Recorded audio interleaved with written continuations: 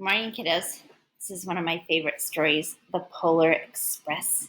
It's really long, so I might have to do it in two parts. So maybe you might want to listen to the first part now and the first part later. I'm not sure if you'll have time for both before we come back. But it's a good story. It's worth it.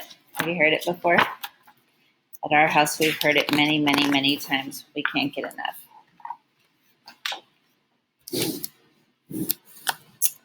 All right. On Christmas Eve many years ago, I lay quietly in my bed. I did not rustle the sheets. I breathed slowly and silently.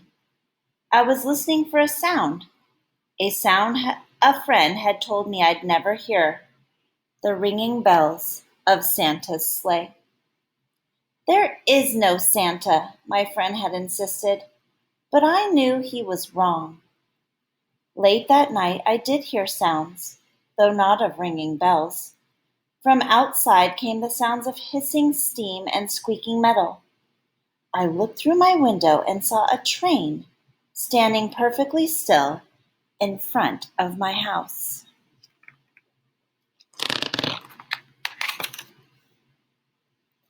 It was wrapped in an apron of steam. Snowflakes fell lightly around it. A conductor stood at the open door of one of the cars. He took a large pocket watch from his vest, then looked up at my window. I put on my slippers and robe. I tiptoed downstairs and out the door. "All aboard!" the conductor cried out. I ran up to him. "Well," he said, "aren't you coming?" "Where?" I asked. "Why, to the North Pole, of course," was his answer. "This is the Polar Express." I took his outstretched hand, and he pulled me aboard.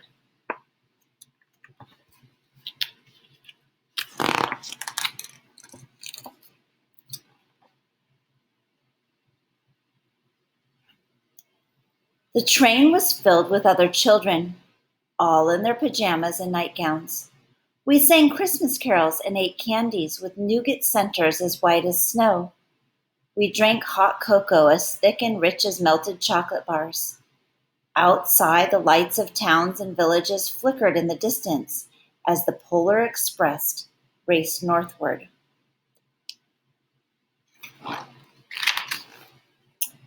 Soon there were no more lights to be seen.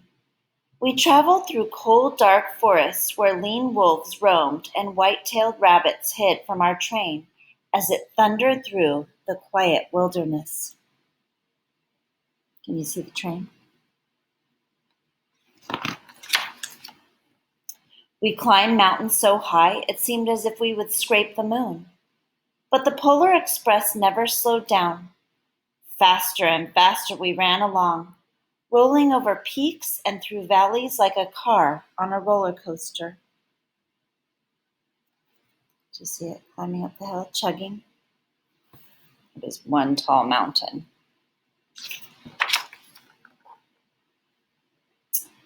The mountains turned into hills, the hills to snow-covered plains. We crossed a barren desert of ice, the great polar ice cap. Lights appeared in the distance. They looked like the lights of a strange ocean liner sailing on a frozen sea. "There," the conductor said, "is the North Pole." That'd be exciting.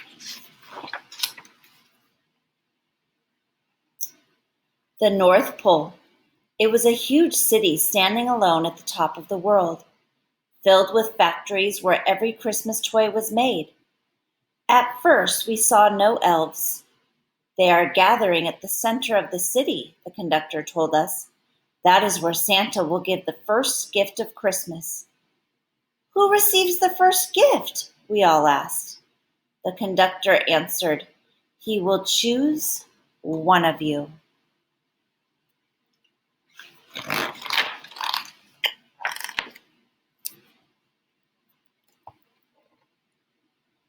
"Look!" shouted one of the children. "The elves!" Outside we saw hundreds of elves. As our train drew closer to the center of the North Pole, we slowed to a crawl. So crowded were the streets with Santa's helpers. When the Polar Express could go no further, we stopped and the conductor led us outside.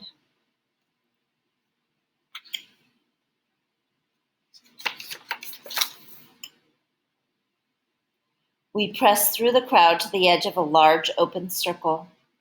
In front of us stood Santa's sleigh. The reindeer were excited. They pranced and paced, ringing the silver bells that hung from their harnesses. It was a magical sound, like nothing I'd ever heard. Across the circle, the elves moved apart and Santa Claus appeared. The elves cheered wildly. He marched over to us and pointed to me, said, "Let's have this fellow here."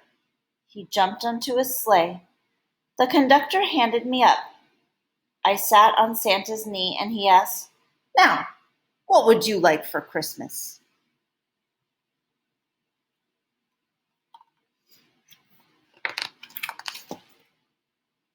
I knew that I could have any gift I could imagine.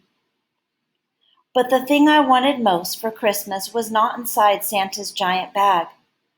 What I wanted more than anything was one silver bell from Santa's sleigh. When I asked, Santa smiled. Then he gave me a hug and told an elf to cut a bell from a reindeer's harness. The elf tossed it up to Santa. He stood holding the bell high above him and called out, "The first gift of Christmas."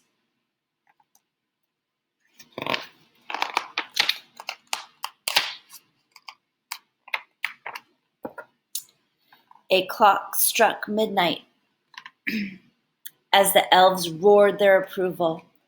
Santa handed the bell to me, and I put it in my bathrobe pocket. The conductor helped me down from the sleigh. Santa shouted out the reindeer names and cracked his whips. His team charged forward and climbed into the air. Santa circled once above us, then disappeared into the cold, dark polar sky.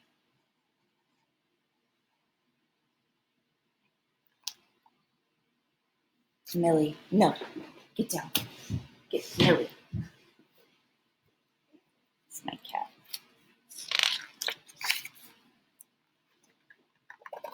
Uh-oh, this doesn't look good. As soon as we were back inside the Polar Express, the other children asked to see the bell.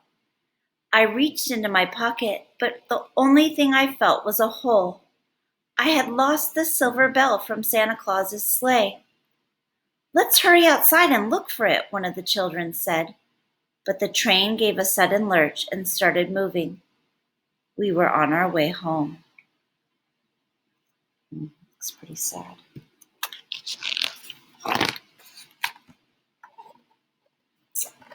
It broke my heart to lose the bell. When the train reached my house, I sadly left the other children. I stood at my doorway and waved goodbye. The conductor said something from the moving train, but I couldn't hear him.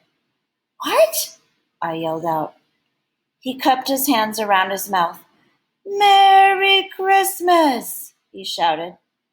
The Polar Express let out a loud blast from its whistle and sped away. On Christmas morning, my little sister Sarah and I opened our presents. When it looked as if everything had been unwrapped, Sarah found one last small box behind the tree. It had my name on it. Inside was the silver bell. There was a note. "Found this on the seat of my sleigh. Fix that hole in your pocket. Signed, Mr. C." I shook the bell. It made the most beautiful sound my sister and I had ever heard. But my mother said, "Aw, that's too bad." "Yes," said my father, "it's broken." When I'd shaken the bell, my parents had not heard a sound.